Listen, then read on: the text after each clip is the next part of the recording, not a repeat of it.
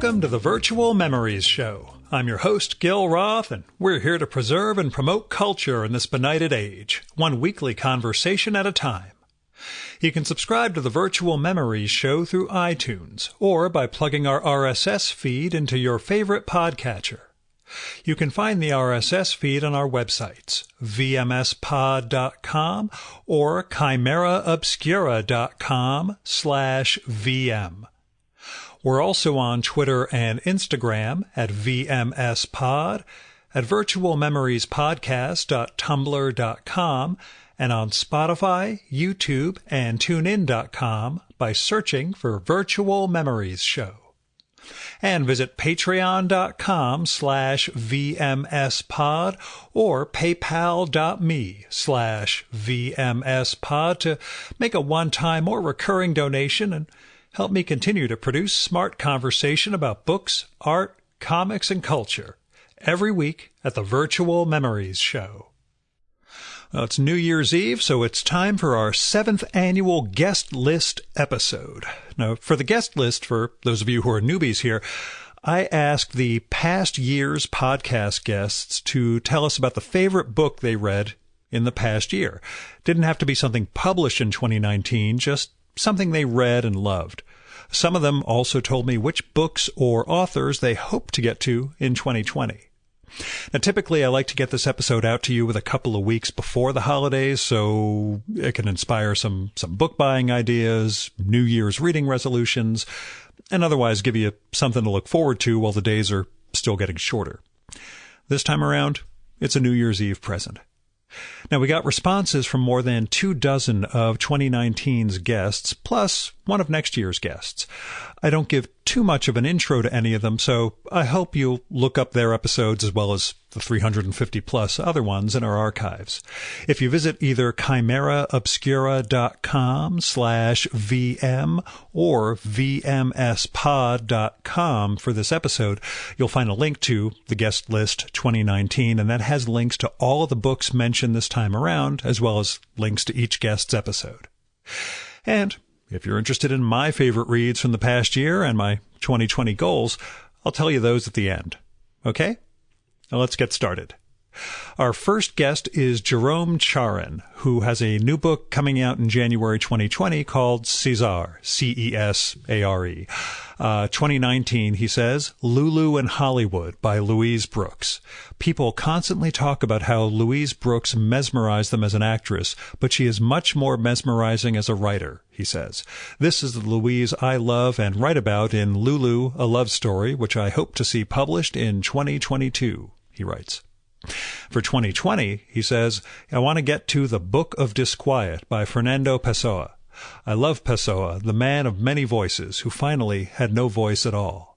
He reminds me of Emily Dickinson, another writer who moved towards invisibility.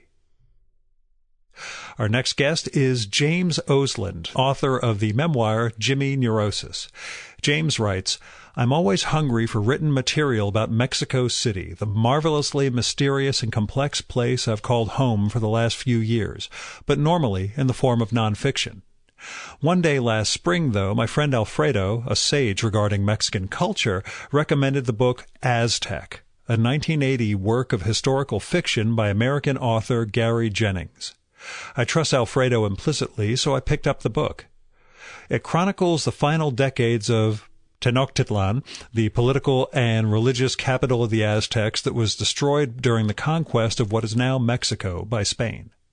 I had never read historical fiction before I encountered Aztec, and I was intimidated by the book's length, more than 700 pages, but I dove in anyway. And wow, what an experience.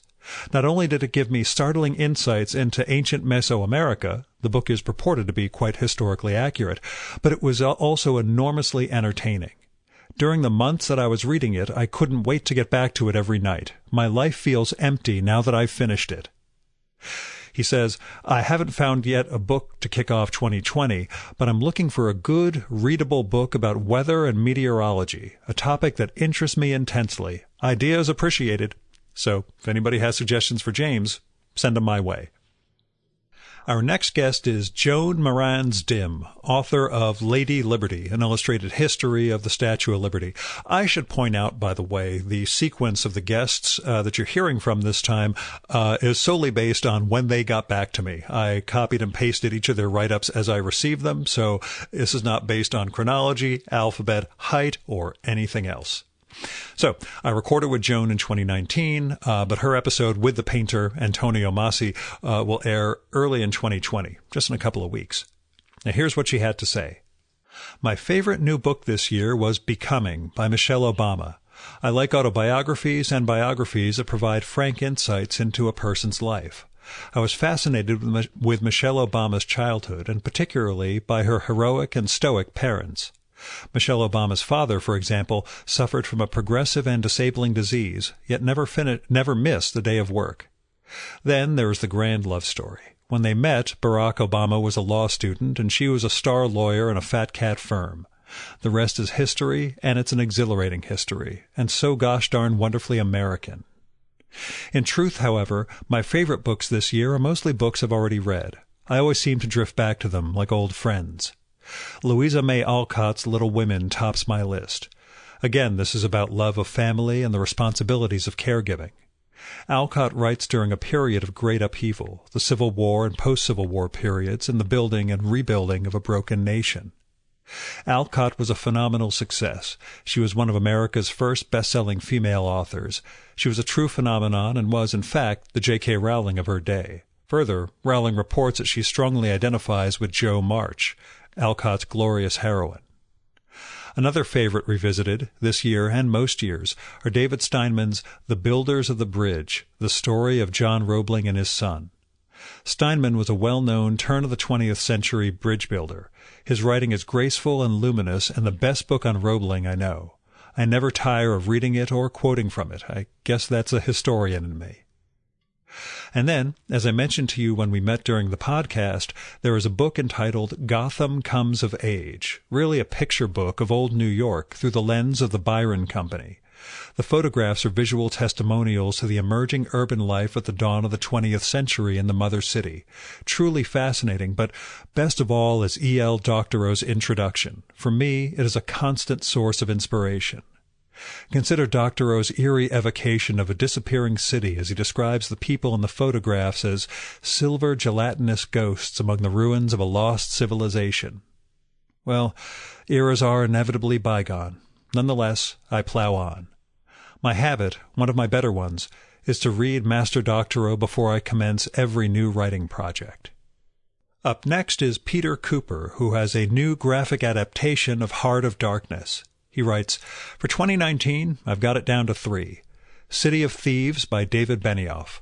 One of the co-writers of Game of Thrones, Benioff tells his grandfather's Russian World War II tale with brilliant fictional twists, memorable characters, humor, romance, and horror.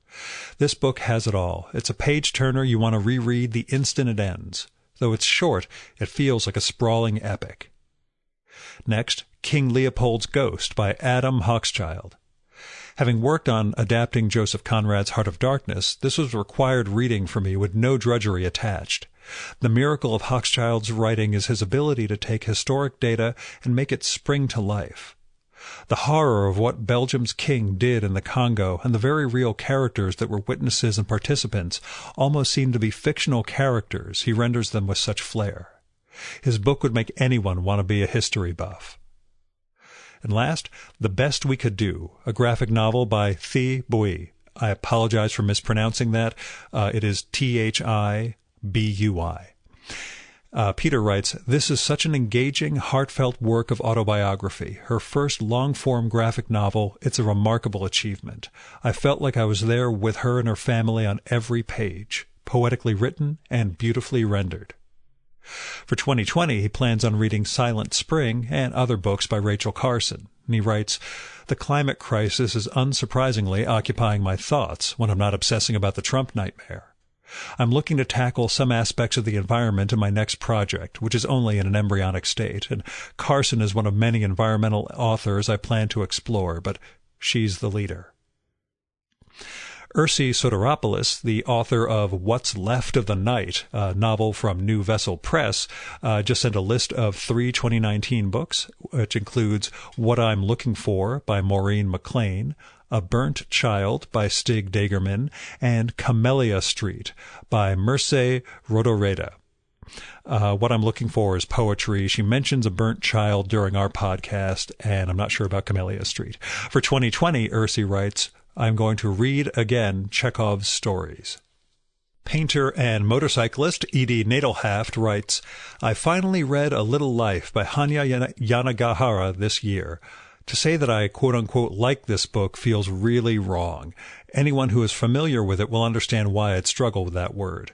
It's a brilliantly written, empathetic, horrific, compassionate, and ultimately heartbreakingly realistic portrayal of 4 friends who are at once extremely close and galaxies apart. The degree of the latter can only be guessed at by 3 of them. It's a coming-of-age in New York City tale set over a couple of decades in the recent past, with a deeply disturbing backstory for one of the characters, which is hinted at throughout this 800-plus page novel, but not fully described until the end. It resists this reader's hopeful, if unrealistic, yearnings to see that character made whole and happy. I actually got mad at the author a few times. It is a rough read, but to portray him and his choices any other way would have been a deeply unsatisfying lie. So I loved it. It kind of hurt to read, but it's an incredible book. My goals for 2020? Read more books. I get a little lazy about seeking out full-length books. I read a lot of short fiction in The New Yorker and in compilation, but not enough books. So that is my goal, Edie writes. James Sturm, the administrator of the Center for Cartoon Studies and author of Off Season, writes, Boy, I need to start writing this stuff down.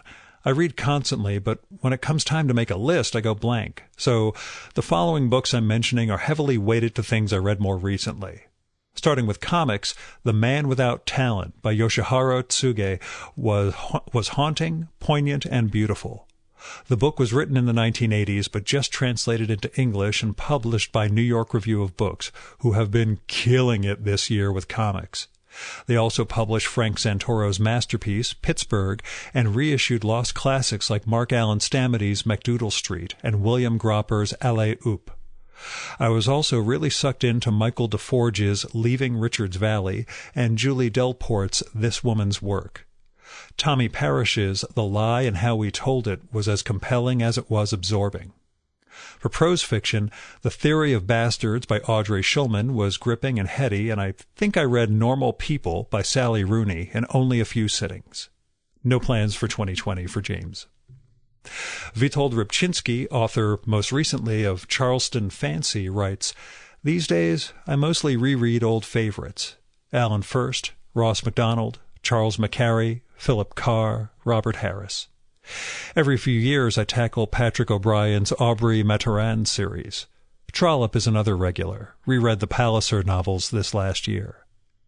I'm currently embarking on Robertson Davies' Salterton trilogy. He's a wonderful writer, a Canadian small-town Trollope.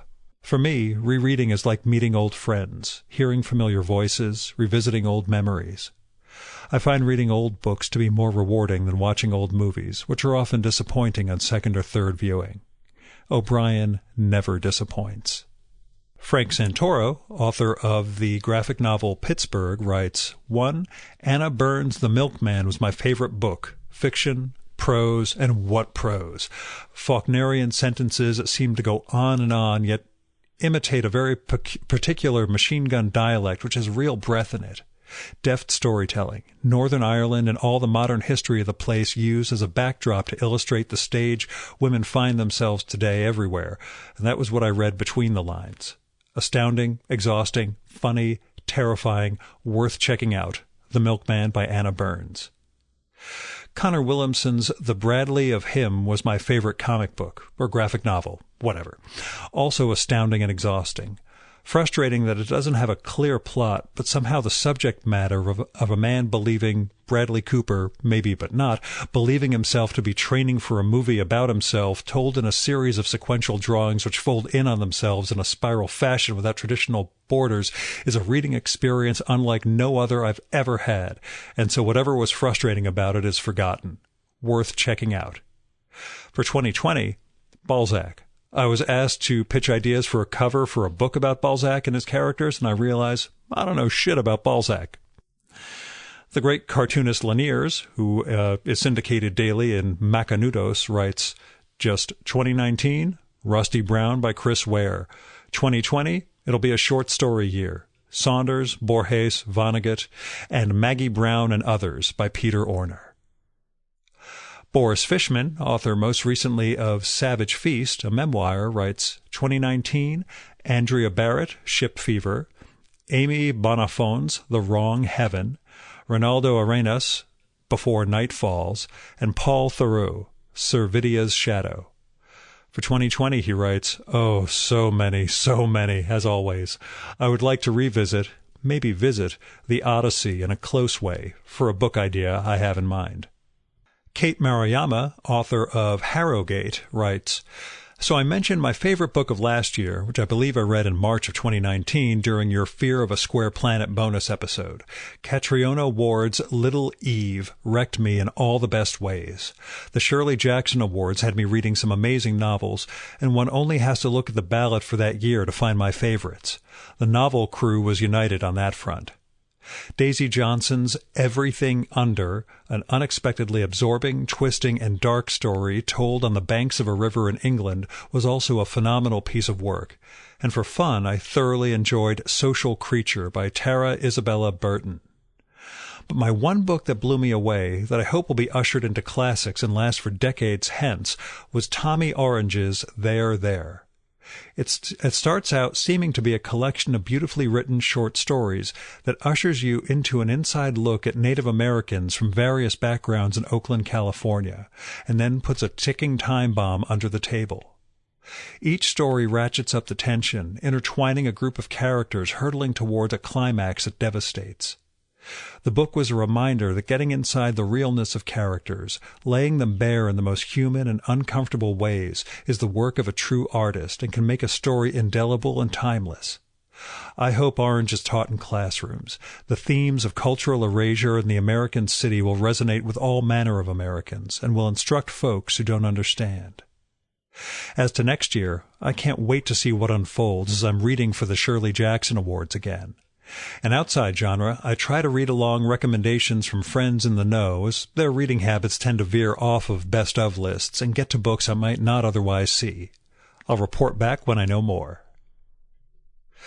Dawn Raffle, author of The Strange Case of Dr. Cooney, writes, my favorite this year was a book I have read and loved before. Italo Calvino's Invisible Cities, which is an imaginary conversation between Marco Polo and Kubla Khan, in which the former describes ever more fantastical cities he has visited. This year I shared it with 2 reading groups I lead. It's rare that I light on a book that everyone loves, but this was it. Calvino's masterpiece is one of those rare books that gets better the more times you read it, and it never feels dated. It also defies genre. Is it a novel? Stories? Prose poems? In the end, it doesn't matter. I'm looking forward to finishing a book I've already begun, Sarah Broom's gorgeous memoir, The Yellow House. Chris Ware, whose most recent book is Rusty Brown, writes, I'm one of those people who annoyingly can't ever decide on any favorite anything, but at least I do know that I dislike this time of year for all the lists that accumulate around the cultural drains, especially those which highlight bests, a list on which, if I was going to make one up of words I dislike, I would place best right at the top. But anyway, here, in alphabetical order, are some of the books I read and then thought most of, and more importantly, thought of most, this past year. The Gift by Vladimir Nabokov, Grand Union by Zadie Smith, Howard's End by E.M. Forster, The Souls of Black Folk by W.E.B. Du Bois, and Walt Whitman's America, A Cultural Biography by David S. Reynolds. The books I'm planning to read next are Life and Fate by Vasily Grossman, recommended by Joe Sacco, My Struggle by Karl Ove Knausgaard, recommended by Zadie Smith and everyone else, and The Peregrine by J.A. Baker, recommended by you, Gil Roth. I did recommend it, and I actually sent Chris a copy after our podcast. I'm that sort of guy. Up next is Caleb Crane, author of the novel Overthrow. This year I was wowed by my friend Amy Waldman's novel A Door in the Earth, in which, after reading a philanthropist's memoir, a young American do-gooder decides to travel to Afghanistan to volunteer in a clinic for women that the philanthropist set up there. Both the clinic and Afghanistan, however, turn out to be more complex than the memoir led her to believe. Waldman, who reported on the region for the New York Times for years, walks the reader through the unraveling of the young woman's illusions, one relationship at a time, exploring with a novelist's imagination the kinds of deception and misunderstanding that were revealed in the Washington Post Afghanistan papers a few weeks ago. Waldman is excellent at dialogue, from the banter of the American grunts to the backtalk of village wives, and the book is a page-turner, since the heroine's remaining illusions soon come to seem to the reader like a ticking time bomb. Will she see through them in time, before she herself adds to the harm that America is inflicting? Waldman tells a story about conflicting motives and conflicting allegiances without reducing any figure to a caricature martyr or caricature villain. It's a great achievement. I'm not sure what I'm going to read in 2020, but I had a chance to read an early copy of Anna Wiener's Uncanny Valley, a humanities person's view of Silicon Valley startup culture, which comes out in January, and it is hilarious and crushing, and I highly recommend that one too. Kate LaCour, artist behind Vivisectionary, writes, I don't get to read as much as I'd like, but I got a few good ones in this year. Quoberius Volume 1, and as a reminder, on the webpage for this episode, there are links to every book that's cited. Quoberius Volume 1 by D.R.T. is a graphic novel that's really singular. Beautiful and engrossing and entertaining content that's hedged around closely by anxiety and darkness. It's an experimental narrative about weird, lamb-like beings that are navigating a contrived world, being lovers and warriors, submitting themselves to inscrutable forces. It's fresh and wild and mature, a real blast. I also read The Magic Mountain, a novel by Thomas Mann. I'm not familiar with the zeitgeist this work's coming out of, so I'm probably missing a lot of what it's about, but this is a pleasure as well. It has a sort of symphonic richness and structure, a lot of philosophical depth, but was also just kind of delicious.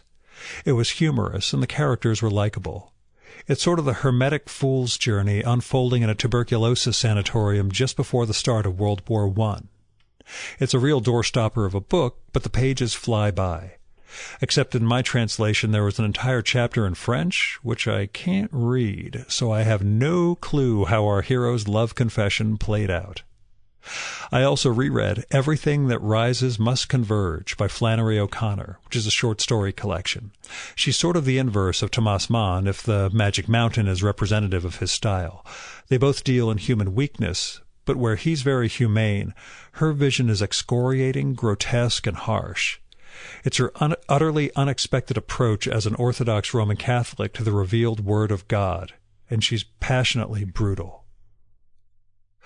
Christopher Brown, author of Rule of Capture, writes, 2019, maybe it's because I come from such a similar place to the 1970s Omaha he depicts in the book, 1970s Des Moines in my case, but Chris Ware's Rusty Brown blew me away with its use of sequential art to mine serious literary truth.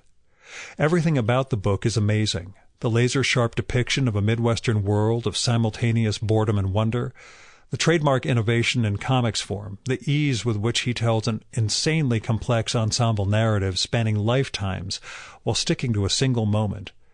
Really a masterpiece, and better than most of the new novels I read this year. That said, I also really dug Gina Apostol's Insurrecto, about a Filipina translator who finds herself helping an American filmmaker scout a documentary about the Vietnam War film her father made in the Philippines decades earlier, uncovering layers of erasure in the process. And Tears of the Truffle Pig by my friend Fernando Flores is an amazing debut that mixes South Texas border punk and the dystopian novel. On the nonfiction front, my favorite new book from 2019 is probably High Weirdness by Eric Davis, about drugs, esoterica, and visionary experience in the 70s as seen through the work of Robert Anton Wilson, Terence McKenna, and Philip K. Dick. For 2020, I'm excited to see what William Gibson does with Agency, snippets of which I have seen along the way as he's tried to wrestle with the relationship between his time travel narrative and the surprises of our own timeline. And I'm hoping to make it to Book Moon, the new bookstore Kelly Link and Gavin Grant have opened in Northampton with her MacArthur Genius grant money, and see what new novels Kelly can recommend while she finishes hers, which I am really looking forward to. Nina Bunjevac's new book is Bezimina. She writes, I only read one comic this year, Reincarnation Stories by Kim Deitch, who I'm scheduling a podcast with, by the way. It's been mostly selected writings and lectures by Rudolf Steiner and Marie-Louise von Franz. If I had to pick my favorite, it would be von Franz's Alchemical Active Imagination. Also this year I read, for the first time, Viktor Frankl's Man's Search for Meaning, and it has become one of my favorite books. And worth mentioning here, I managed to get through the entire Secret Teachings of All Ages by Manly Palmer Hall. In the new year, I intend to tackle more von Franz, mostly her work on archetypes, and more of Steiner's interpretations of the Gospels. Mort Gerberg's new book is Mort Gerberg on the Scene, a 50-year cartoon chronicle. He hasn't thought about 2020 yet, but his faves in 2019 were A Gentleman in Moscow by Amor Towles, Educated by Tara Westover, The Handmaid's Tale and its sequel, The Testaments by Margaret Atwood, and The Weight of Ink by Rachel Kaddish.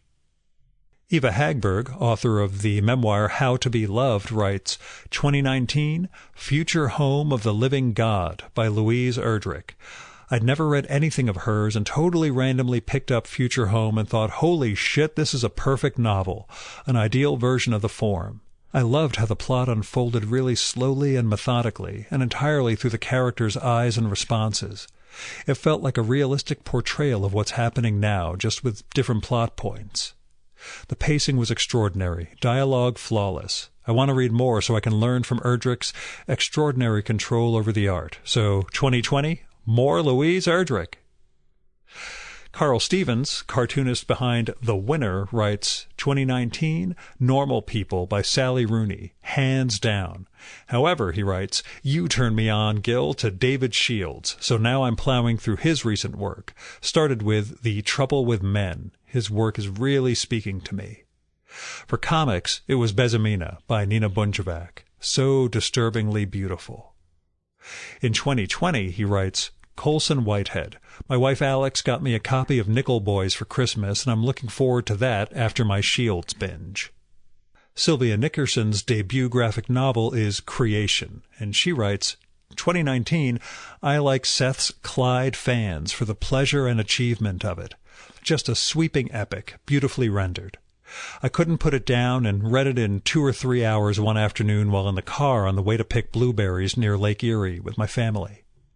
Because I teach history of mathematics, I picked up a copy of Sylvia Nazar's A Beautiful Mind, the book the movie of the same name was based on, about the American mathematician John Nash, who did some important work in game theory, then lost his mind to schizophrenia, then, remarkably, became cured of that and went back to mathematical work. To say his life is the stuff movies are made of is, well, obvious. But reading the book, I discovered first of all what a terrific writer Nazar is in rendering Nash's life in vivid strokes, and also how remarkable and unusual mathematical geniuses are. This is not a new discovery, but every single one has an absolute deep fixation on problems no one in the rest of the world seems to know or care much about. I will never get tired of learning about their lives, their minds, and their discoveries. I read this book in one big gulp at a cottage in July. Delicious. If you want to be scared by what it might be like to be possessed by years of delusional thinking, or want to know what it might be like to discover basic rules that make simple games have odds to win or lose.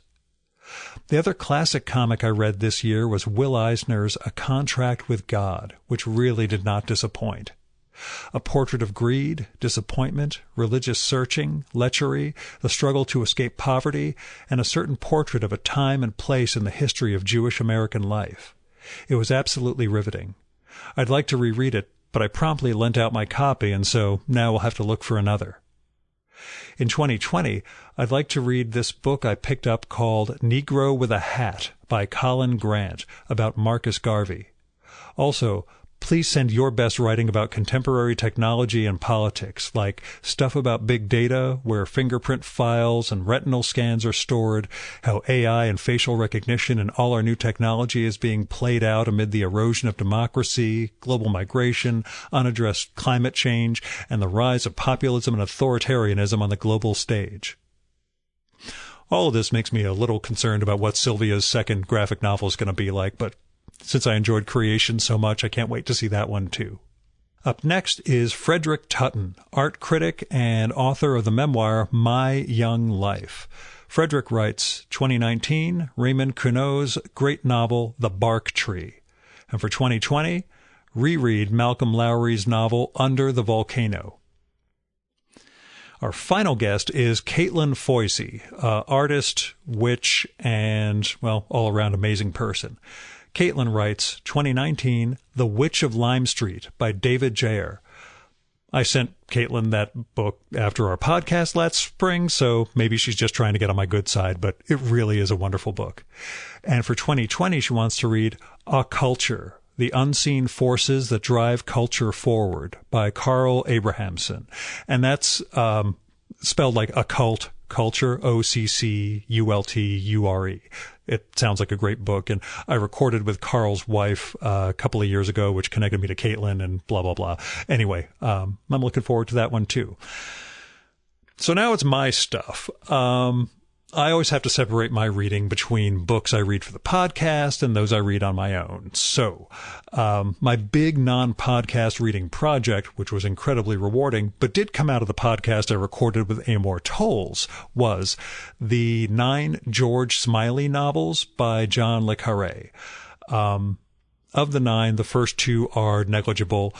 Books 5 through 7, which are known as the Carla trilogy, really are the best. Well, the first one, Tinker, Tailor, Soldier, Spy, is probably the greatest among them. My personal fave was the sequel to that one, The Honorable Schoolboy. Felt more like a novel. Really, parts of Tinker, Tailor are a little too mechanistic, all of which can be put aside because the flashback confrontation in Tinker Tailor between Smiley and Carla many, many decades earlier may be one of the greatest scenes I've ever read, and the best scene I've read in 9 books of le Carré. Donald Hall's 2 essay collections, Essays After 80 and A Carnival of Losses, Notes Nearing 90, were among my favorite books of the decade, which I posted on Christmas Eve on the site and elsewhere in case you're interested in reading that. So they easily come out on top for 2019 also. Those essays might be the closest thing I've had to the experience of reading Montaigne since the days when I was writing the Monday Morning Montaigne blog. They're essays by a poet in his final years, and they're about poetry and mortality and the Red Sox and the weird turns we take in life and the weird curveballs life throws at us. A lot of things center around how Hall married a much younger woman while going through the angst of knowing that he would grow old and die before her. And then she gets leukemia and dies long before him. And that was in the early 90s. And the irony of that, the life change he goes through, everything, just what it's like to stare out the window of his farmhouse in Massachusetts. These are some of the most wonderful essays I've ever read. It is utterly unpretentious. The language is totally accessible. It's just wisdom writing. And in recent months, with some of the stuff I've gone through, both of those books have helped me a great deal. Frederick Tutton, who we referred to earlier, his memoir, My Young Life, just sticks with me in wonderful ways. It's so artfully written.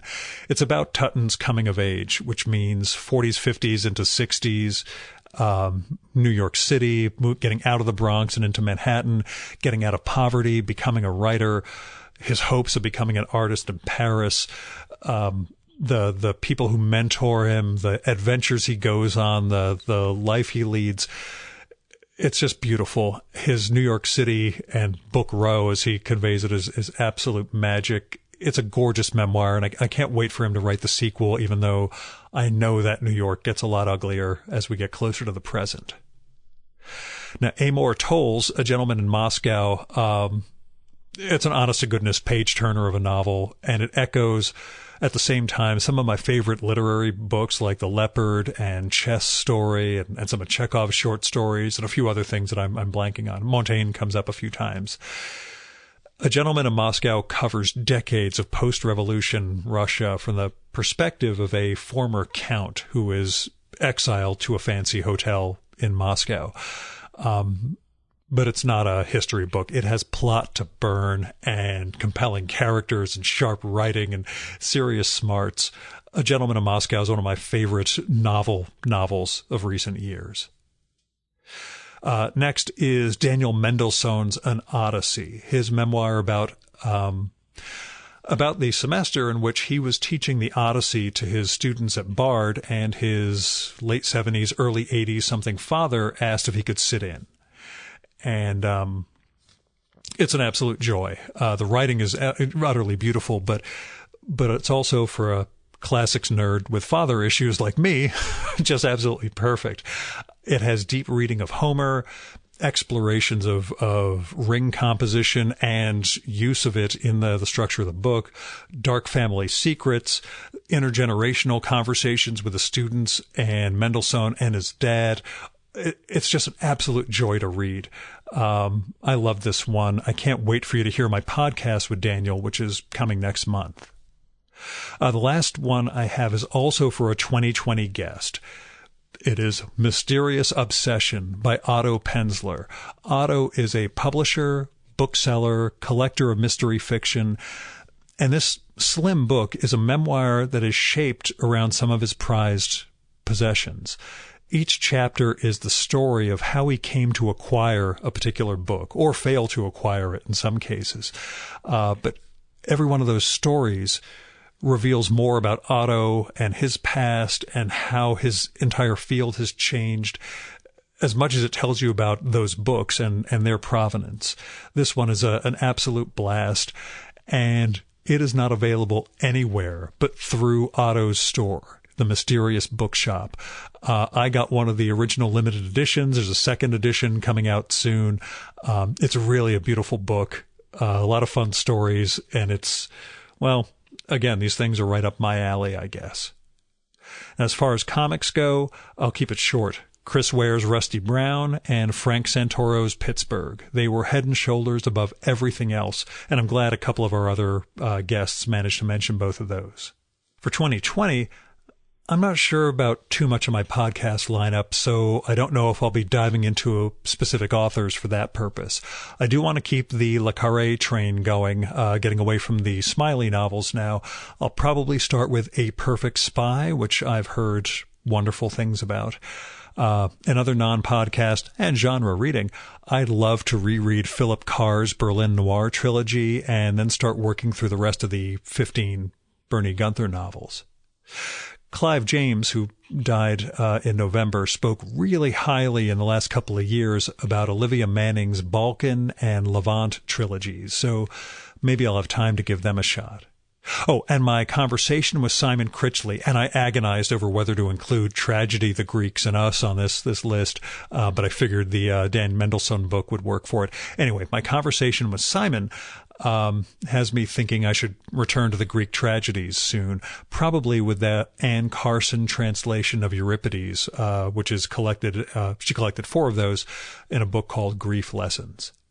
I should also note that last year, the only reading goal I gave was rereading Anthony Pohl. And I started A Dance to the Music of Time, and I started that a day or two after posting this episode, and I finished it by early February. So I did manage to achieve my one reading goal for 2019. And that's it for the 2019 edition of the Guest List, and the last episode of the Virtual Memory Show for this year.